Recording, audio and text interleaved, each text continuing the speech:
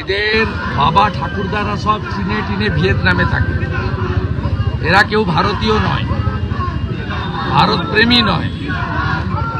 যখনই ভারতবর্ষ এই ধরনের সংগ্রামে অবতীর্ণ হয়েছে ভারত সরকার বা ভারতীয় আর্মি, তখন এদের মাথায় কার্ল মার্কস, লেনিন, হোচিমিন, মাও সেতুং এরা তখনই কিলবিল করে জেগে ওঠে।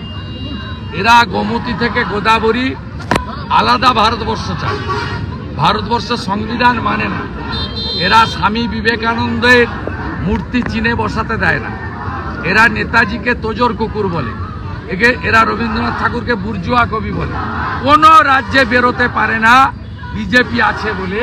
এই রাজ্যে এদের বন্ধু মমতা আছে বলে এরা মিছিল করতে পারে।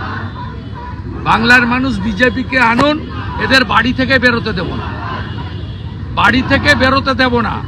এক পা রাস্তায় নেমে যদি দেশ বিরোধী কথা বলে ঠ্যাং ভেঙে হাতে ধরাবো, হাত ভেঙে ঠ্যাঙে পরাবো।